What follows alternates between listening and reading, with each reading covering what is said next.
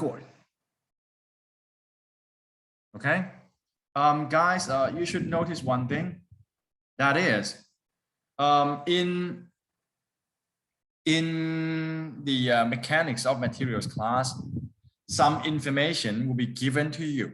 For example, they're gonna say, okay, design this member so that the stress will not go beyond this.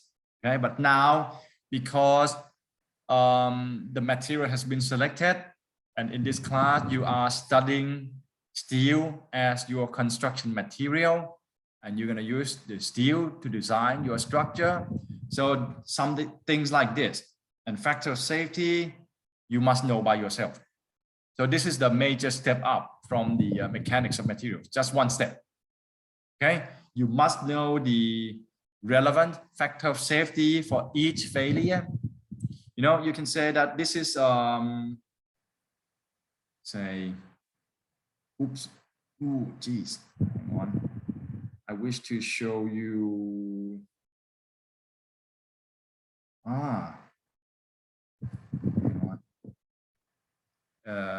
Oops, I think it is screen went dead.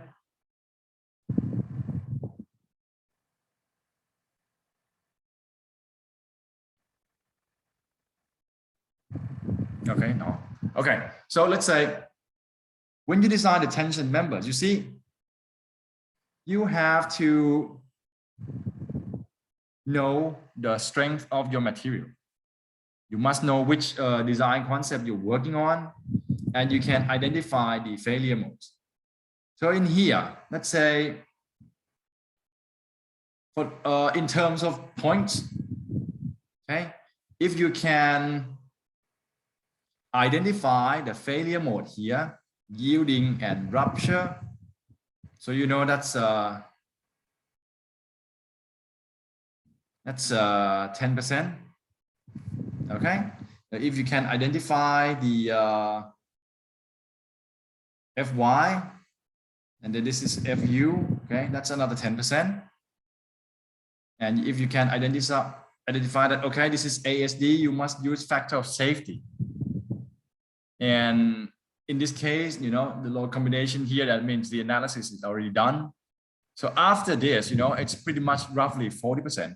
That means that, you know, your knowledge is at the level. If you can carry out the calculation after you lay down all the criteria correctly, now you're going to get some, you know, significant points. Okay, so make sure that you understand the philosophy of the design first before you begin to do some calculation, worrying that I have to be able to calculate. That's wrong. I have to be able to understand the philosophy first. That is right.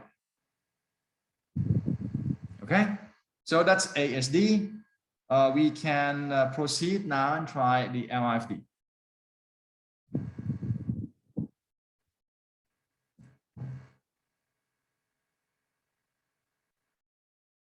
Okay, yielding.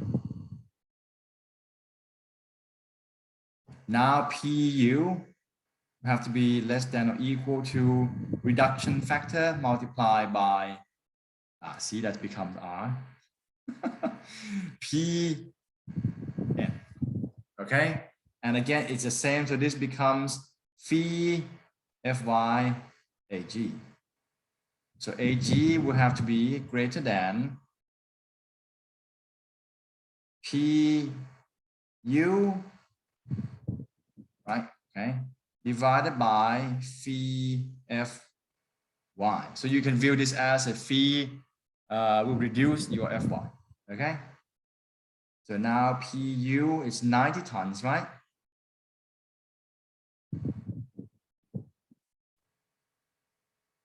And then because this is yielding, so phi is 0.9, and the Fy is the same. And this gives us 40 square centimeter. So essentially the same. And rupture now. What is that? Did I erase something? Wait, doesn't matter. So, oh no, I just drew the dotted line. Now I remember. So rupture, the same thing. Now the gross area, because the net area is equal to the gross area, we now have this must be greater than or equal to PU phi FU. So this is 90.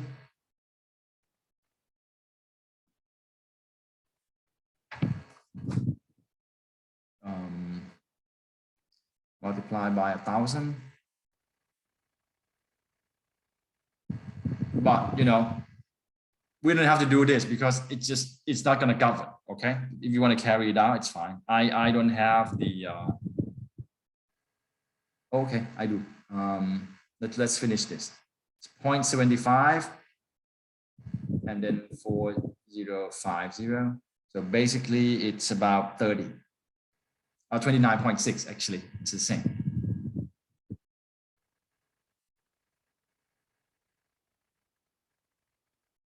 Okay, so let us finish this first, and I'll come back and talk to you about why they are the same. Okay, so after we know the number of the area, we can say, now we're going to try something.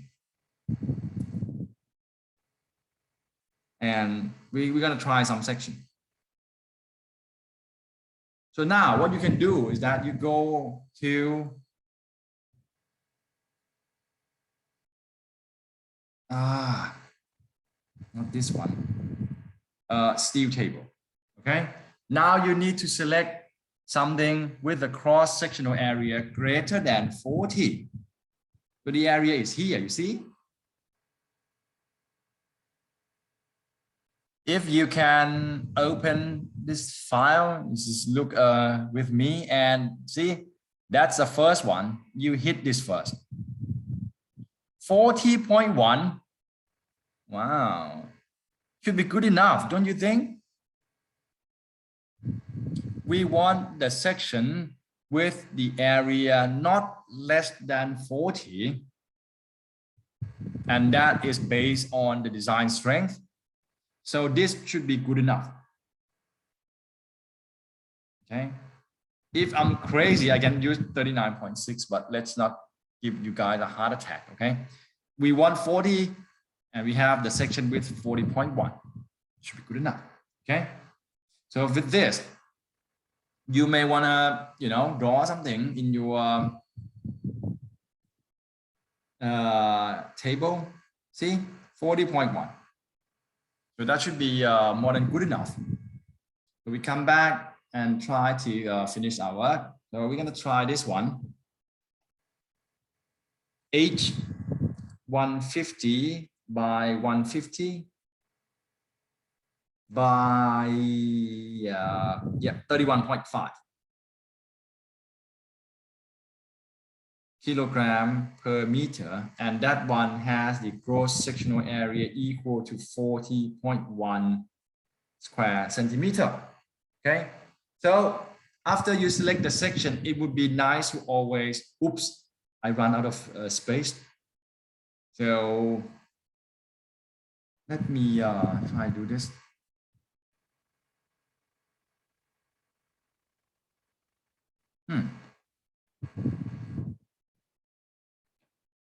Oops.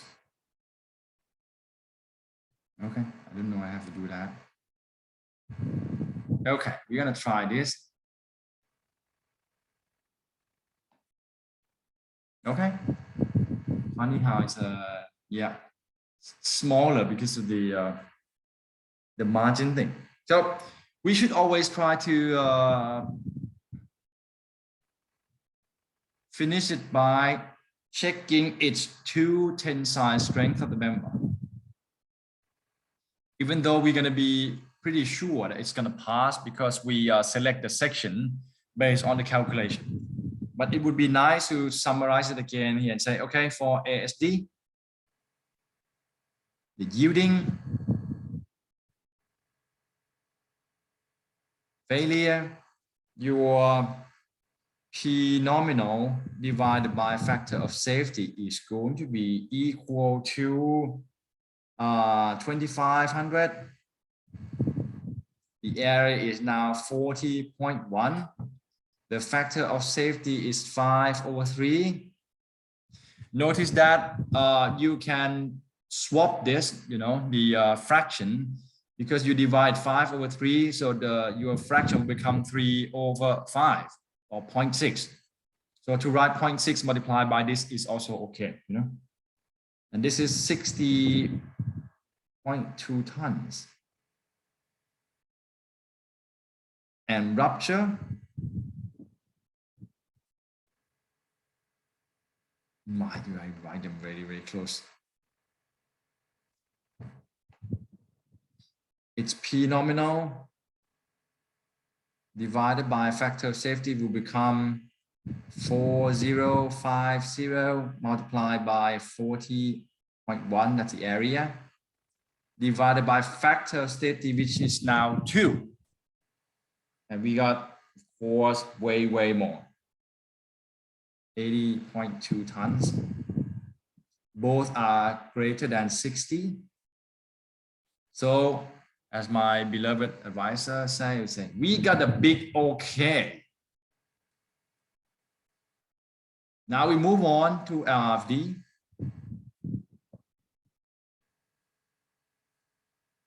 Same thing, yielding. Now it's VPN. I should say PVIN, it doesn't matter. Okay, you guys use R, right? Because it's a formula.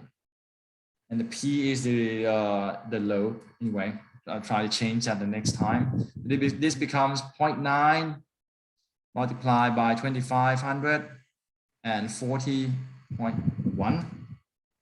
So it's 90.2 tons. Rupture,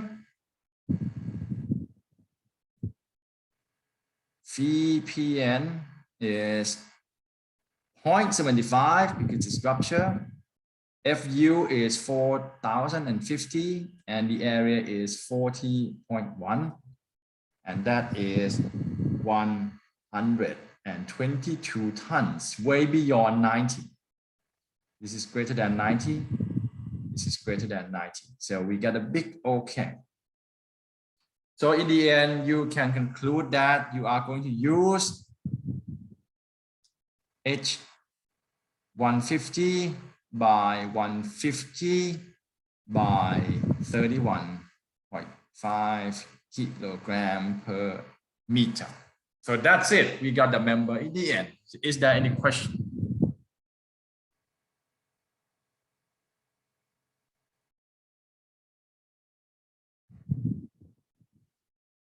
Okay.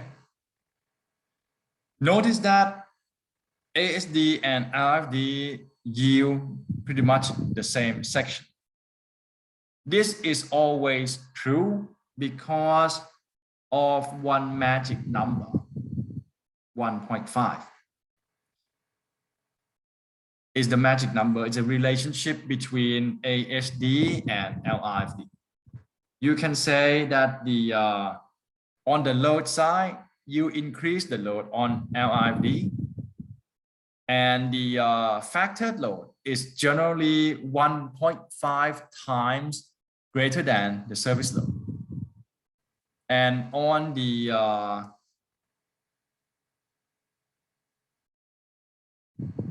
resistance side, you will see that the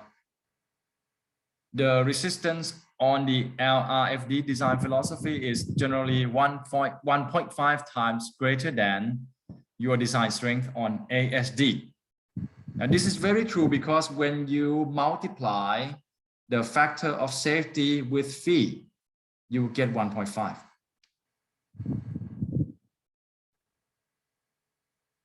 Are you with me? Yes. Okay. If you multiply them, you get 1.5. You multiply 5/3 with 0.9, you get 1.5. You multiply 2 with 0.75, you get 1.5. Now this is how they relate the ASD and LRFD. And folks who want to change, want to do something with the Thailand Building Act, they mess this relationship up. So that's why they don't maintain this. You should not use the LRFD based on the Building Act. Okay, now this is always true, and I can say ultimate load. I should say factored load. Okay. Oops. The factored load, therefore, over service load is roughly 1.5. This condition is true as long as the ratio of live load over date load is not greater than 3. Okay, so you can see that I have given you exactly that. The ratio of live load over date load is exactly 3. So that's why we have exactly the same section as the result. So this is always true. But when the live load begins to be bigger than 3 times date load, the LRFD will begin to give you a bigger section. It makes sense because live load, when it is big and the variation of the live load can be tricky, so to speak. So it only makes sense that when the live load is great, you should have a bigger section. Okay, but because first of all, the Building Act in Thailand is only available for the ASD, so I'm trying to stick with the ASD. But you should know the concept for both design philosophy. Okay, is there any question? If not, let's move on to example number 2. Now this time, I say the condition of the same member. We have the same condition as the beginning here. But in the first condition, we say that the member is going to be entirely welded, so we don't have any trouble with the shear lag. But this time, the condition changes. The member is going to be spliced because in reality, you would know that all the members in this country are manufactured to basically the length of 6 meters. So I say in the beginning that the member is going to be 7.5 meters long. So that means in general, if you are going to do this in the market, you're going to have to order 2 members, and then you have to cut 1 member for 1.5 meters, then splice them to create a 7.5 long member. So the splice is required. And I have to say that in many cases, it's only natural that we splice only the flange or the member. Especially, when you have a small member like this one, 150 by 150, it means that the depth of the member is only 15 centimeters, 15 centimeters. So it's basically this much. Okay. So think about it, 40 tons it can carry. And because the member is only this deep, it's hard to make a connection at the web. Okay, so we only splice it at the flange. What does that mean? It means that now the web area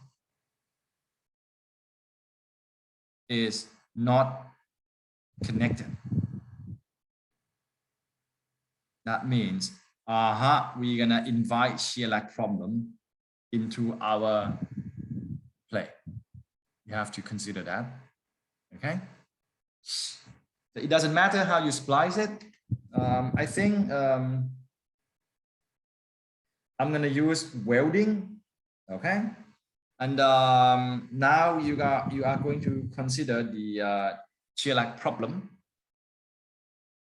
So that means they have the suggestions that you can look through the AISC specification. And when this is the case, they say you must consider this H shape as the shape of two T's. Now, when you pronounce like that, you can get confused. Two T's. Right? One T and then another T. So two T's. And they suggest that we treat this as a section of two T's coming together. So after that, you know, the centroid of this T shape becomes the X bar, the distance that the force has traveled from the centroid of the T to the plane of the connection here. So if I am going to use this section, remember that we use H 150 by 150, okay, by 31.5, is that what? Is that what it is? Hang on, I can't. Oh yeah, 31.5.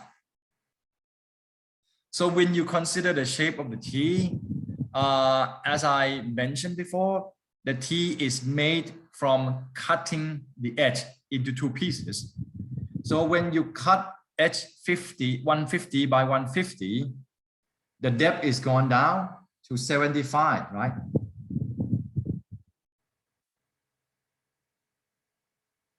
But the width remains the same. So it's still 150. And the weight now must be reduced in half. So it is, say, 6. That's how much? 15.75, something like that. Am I correct? Yeah. So you can enter the table for the T section. So from table of T, I don't have it with me in this iPad. I forgot to load it on. I believe I have posted already. So if that's not the case, I can show it to you next time, hopefully. You can get the X bar. And it says the X bar is equal to 1.37 centimeter. So that becomes the distance that the load had to travel. And another information that we have from the detail is that, okay, it is going to be welded here with the length of 25 centimeters. And it's going to be welded here like that. So now we can calculate the shear lag factor, right? So the shear lag in this case becomes 1 minus X bar over L, and therefore it is equal to 1 minus 1.37 over 25. So you see, it's pretty long and turns out to be 0.945. But now, you know, somewhere, this is extra knowledge that you will not find anywhere in any textbook or any spec, I suppose. Now, it used to say that in the old specs, recommendation that you don't need to follow, it's up to you.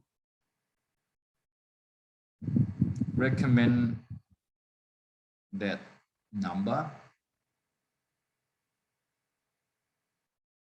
that is no longer exists. They say that U should not be greater than 0.9.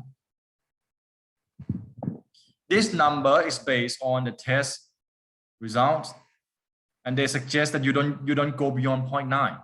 Whenever you have the shear lag and you calculate and you got the number as high as this one, they suggest you use 0.9. But it's not there anymore. They removed it. So I don't know. Maybe you can go back and take a look at the table here. What do they say?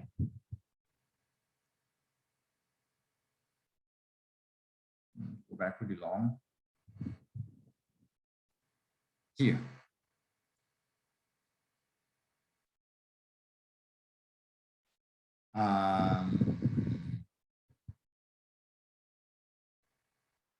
See, the highest number that they recommend is 0.9 here. But that's the number not based on the calculation. When you look at the recommendation here, it doesn't say anything. They say, you know, case 7 may be used. You may use that case if you don't want to calculate this. But if you calculate this, you got more than 0.9. Where do we go from here? It's up to you.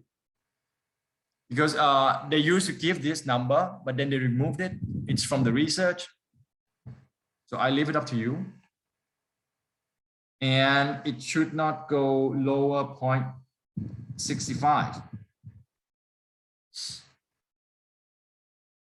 Now, you make notes of yourself.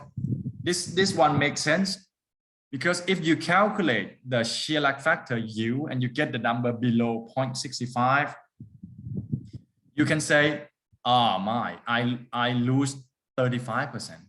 I lose 1/3 of the capacity. So that means my connection is too short. So they recommend that you redesign your connection to increase the shear lag factor. So it's not immortal. It's not like, you know, mortal wound that I'm gonna die if my shear lag is less than 0.65. You're just gonna have to reconfigure your connection to have the bigger number for better efficiency. That's all. Okay. And again, this 0.65 number is also removed from the spec. So you don't find that anywhere. If you ask me, I don't care. You know, I can as well, you might as well use this one because I'm not afraid.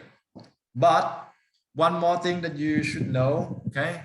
This is not like the secret I'm trying to hide, and don't be afraid that why, how am I supposed to know all of this stuff? This is all the stuff that you need to know. Let me point one more thing to you. In the shear lag,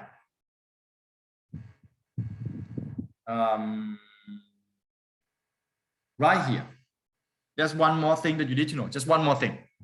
That is for bolted splice plate. If it's bolted splice plate, actually, yeah, but I am using the weld, right?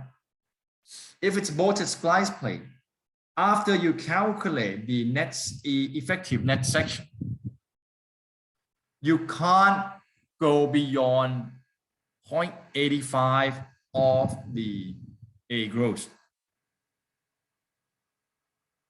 You understand?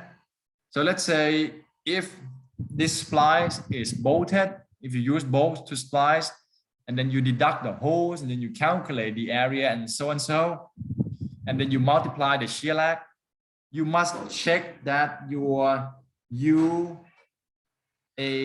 net is not greater than 0.85 A gross.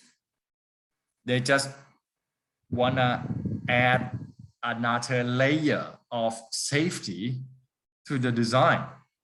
Because, you know, if you splice two members together and if something fails, you know, it's just going to become two pieces. That's really dangerous.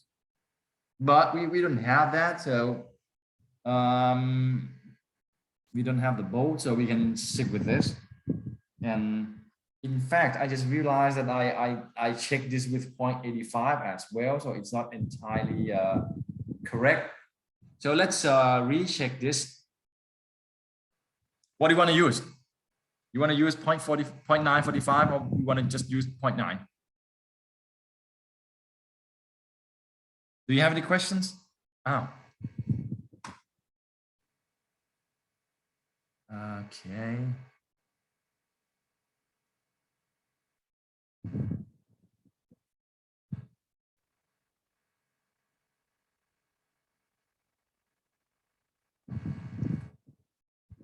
Okay, it's back. Hello, you guys with me? Do you have any question on this?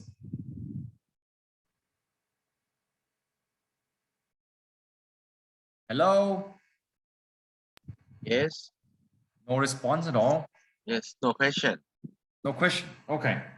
So let's say we're going to calculate. We're going to use the same section and we're going to check whether or not after we have the splice, we can still use the same section. Okay. So ASD, rupture.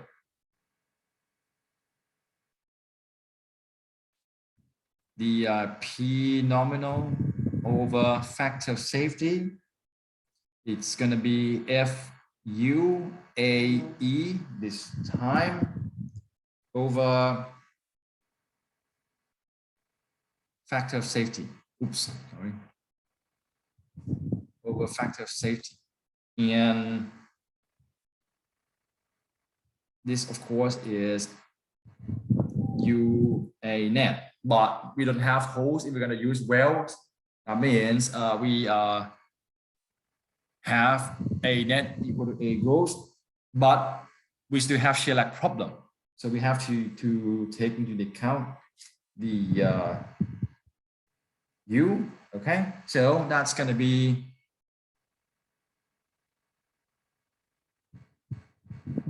four, 0, 5, 0. If you don't say anything, I'm just going to use 0.945. I'm not afraid. And my area remains the same, 40.1. My factor of safety is 2 because it's rupture. And this is roughly 76 tons. It's not the exact number. I'm just giving you the significant figures short.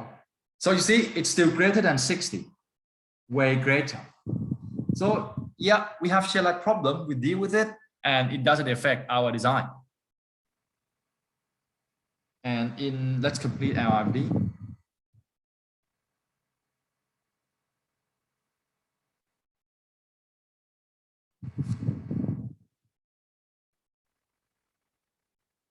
Okay, VPN this time. So that's going to be 0.75, 4050, 0.945 as a shear lag and the total area. And that's 114 tons, still greater than 90. So we are fine. So that's a shear lag problem. Okay, so that's the end of the first example. See, it's pretty straightforward, tension members, because we know that we are going to get to either FY or FU depending on the failure mode. Okay, so let's move on to the example number 2. Okay, this time verify the tensile strength of this angle 100 by 100 by 10 SS 400 with 25% of 25 centimeters of welds. Okay, like that. And let it be known that, okay, if it's a welding, we still have to deal with it. And you can see that the section properties are given here. The gross area, 19 square centimeter. The radius of gyration, because it's an equal legged angle. So the Rx and Ry are equal. Okay. The R minimum is because, yeah, I don't know if you know that, but for the angle, let's talk a little bit about that. It's not going to affect anything now, but you should know that this is your X and Y angle, right? axis, I mean, X and Y. So Rx and Ry are based on these two axes. But the thing with the angle is that this is not the principal axis of the section. The principal axis is here, somewhere.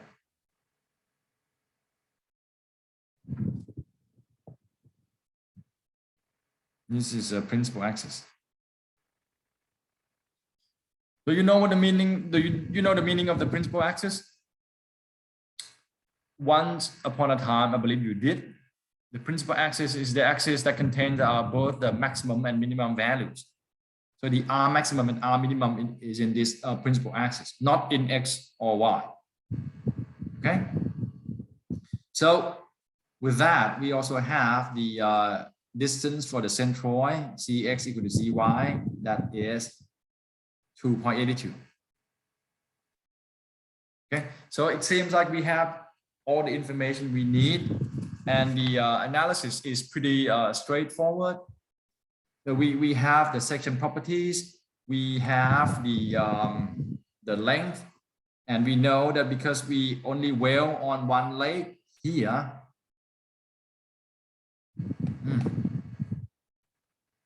like this, and another at the back, we have a shear lag problem because we don't weld the outstanding leg. So without further ado, let's analyze this member. So I say we have only 10 minutes. If you want me to finish the third problem, okay, we may have to extend the time a little bit, but anyway, you want me to do just ASD or both ASD and LFD? No response. Thank you. So let's go for ASD. Okay. Now we know, as soon as we see this, we know that this member will fail in two ways. It's yielding or rupture. So yielding. Okay. I should change to R, right? They use R, that's so.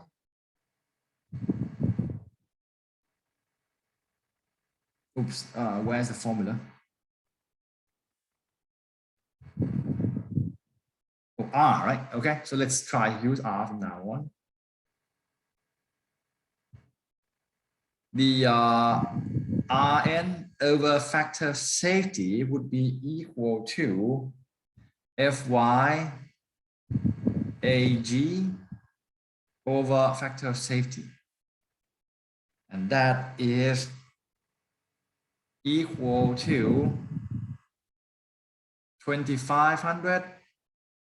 Remember, we have here SS400, right? So it's 2500.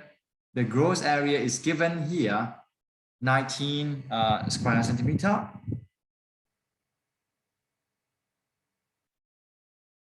And the factor of safety is, of course, 5/3.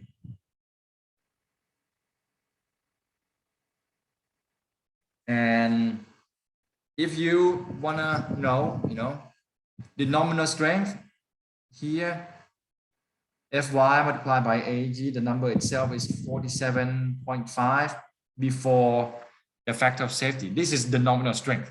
The nominal strength of this member on yielding on cross section is 47.5 tons. And the design strength is therefore I should divide this by 1,000, okay?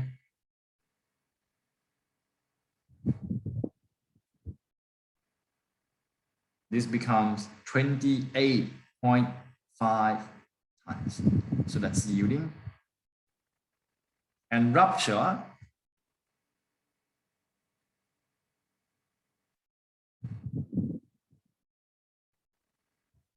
Rn over factor safety is equal to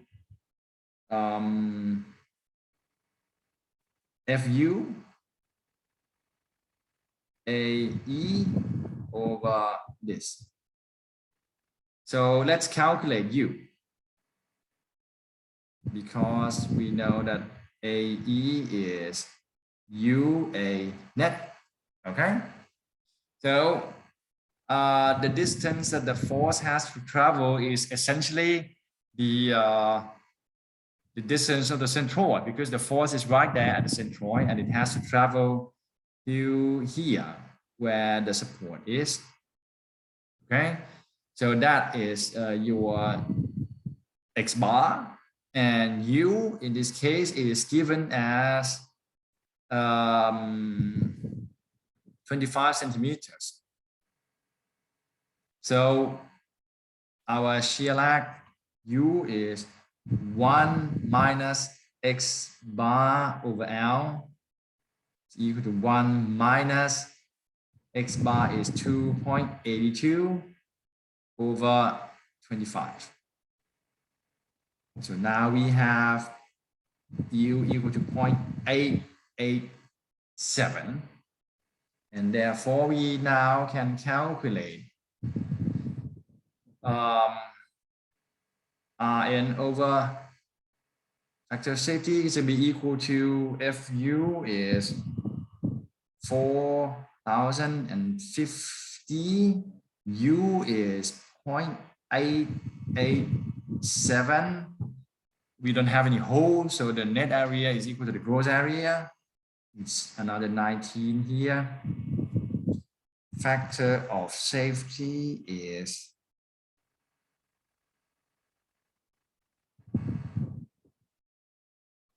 2.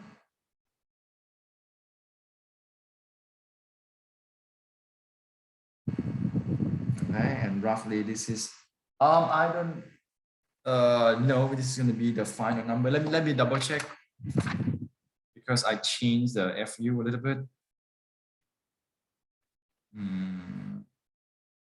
Okay.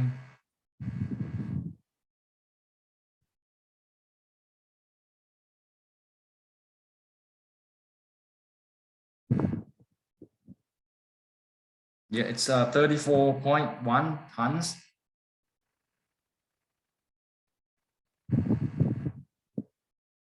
Okay. So see, rupture is still greater than yielding.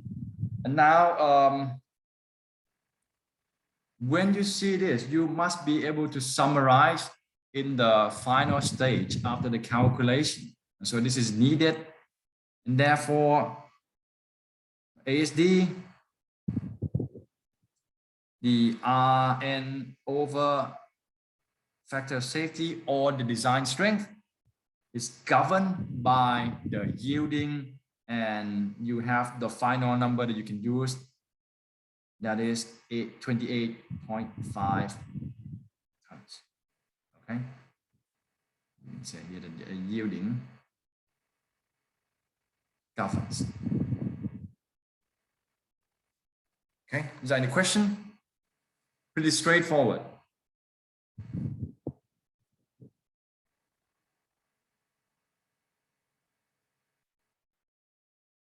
Question?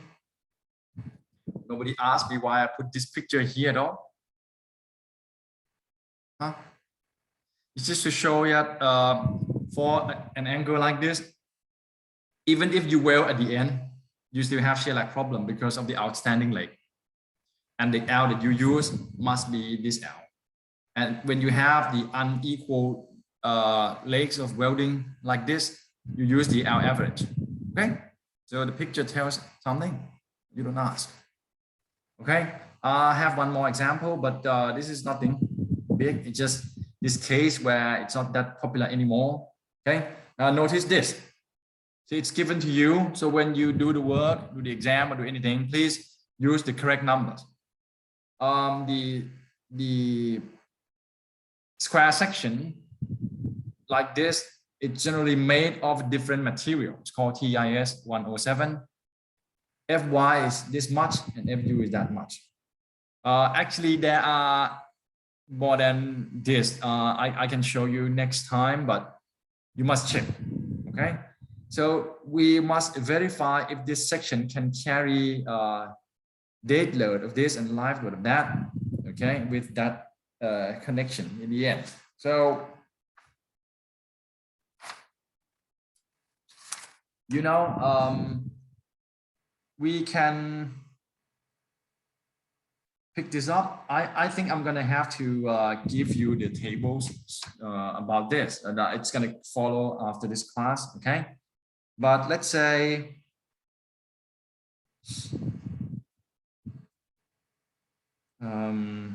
yeah, it's the verification, right? So let's say I'm gonna go beyond 11:20 for a few minutes to finish this one, okay? So we will have the step number 1, the analysis or the required tensile strength.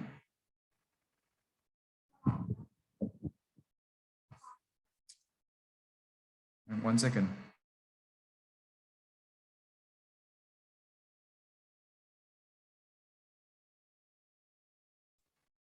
Okay. So the required tensile strength, because we have the date load and live load. So let's say RA is going to be equal to 16 plus 48. So that's 64 tons. Okay. So now step number 2 is the tensile strength.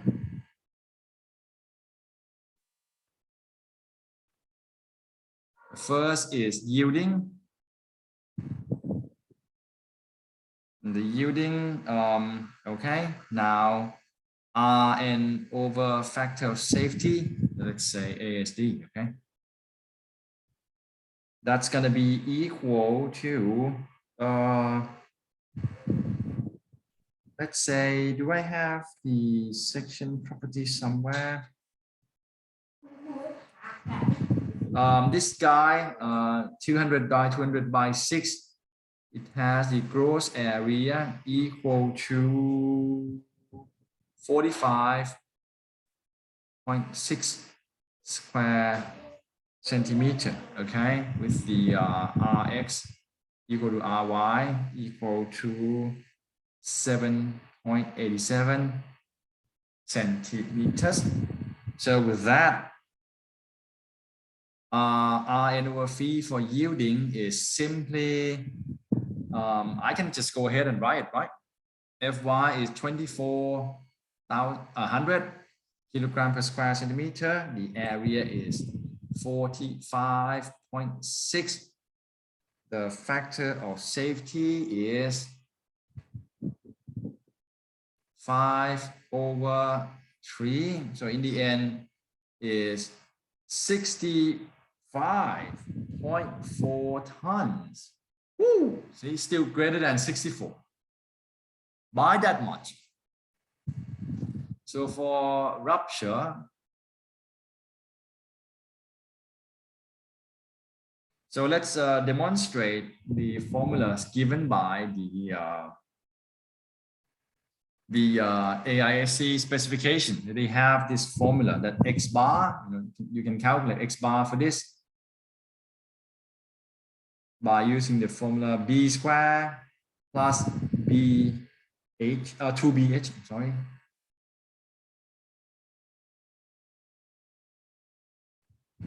Over 4 B plus H. This is from table. So table number, this table. Here, table D3.1. This exactly what it is, okay? Table D, right? D, right? D3.1. So don't be afraid that this is too overwhelming. You just know that you need to look at that particular table. That's all. Okay. So for rupture, we can use that formula to calculate X bar. So because everything is square, so we just have 20 square, right? I'll calculate by using the centimeter. We have 2, 20, and 20. and then 420 plus 20, so that is 7.5 centimeters, ladies and gentlemen. So we can calculate x bar u. It's 1 minus x bar over L, and this incidentally we know that this plate is long. 40 centimeters is actually pretty long, but you know it's not very practical. But anyway, so this turns out to be 1 minus 7.5 over 40.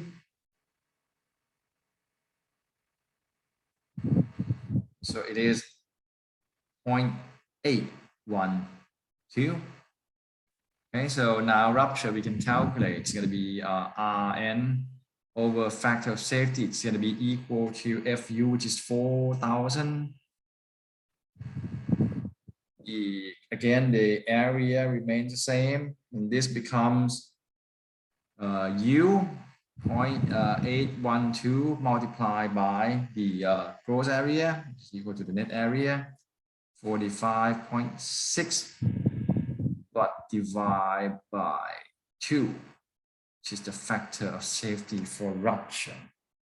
This turns out to be 76 tons, which again greater than 64. So we got the big OK in the end. So that's it. 3 examples for tension members to demonstrate the yielding and the rupture, especially when you have the shear lag problem. So is there any question? Could you back to the example 2? Okay.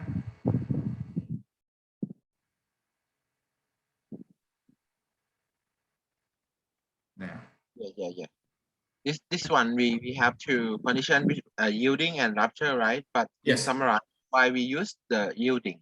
Or we we don't use the yielding. There are 2 ways to check it, because this is the analysis. We want to know how much this section can carry, right? So in the end, we got 2 numbers. We got the yielding and we got the rupture. And the yielding is less than the rupture. So I say this becomes the load carrying capacity of this section. And I further summarize that the yielding failure governs the design. Oh, okay, I see. In other words, the yielding will occur before rupture. Okay? Okay. Good. More questions, please?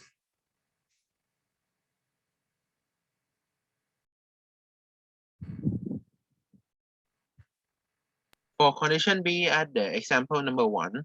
Okay. Yes. Yes, this one.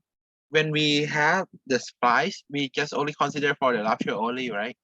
Don't need no, to you must always consider yielding. Your member can always yield. Actually, I did a bad job. This is like, because yielding will remain the same, so I did not repeat it. Oh, okay. Just the rupture. Okay. Thanks for pointing out. Let me clarify this by saying that.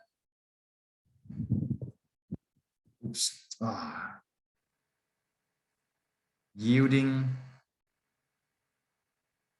is similar to before. Okay. So I think it's a good warm up to the concept of steel design. If you have tension members, generally it could fail by one of the 2 failure modes, either yielding or rupture. So if there has to be a connection somewhere, you would know that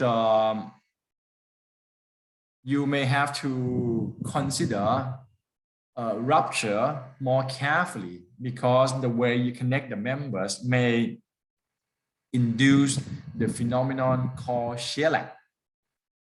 And that phenomenon can further reduce the rupture strength of your member. So that's it. That's the bottom line.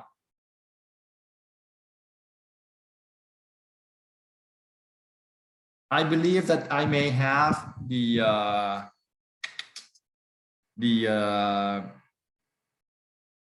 video clips to cover the LRFD, for example, number 2 and number 3, but it should be pretty straightforward. If you want, I already gave you the links to the video of the previous class.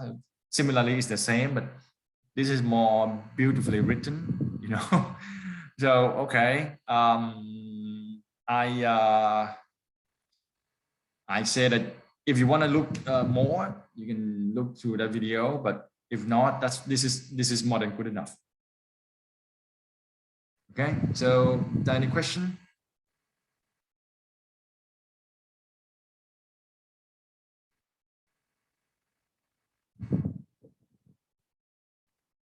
So if there is any question, let me stop the record first so that it doesn't get too long.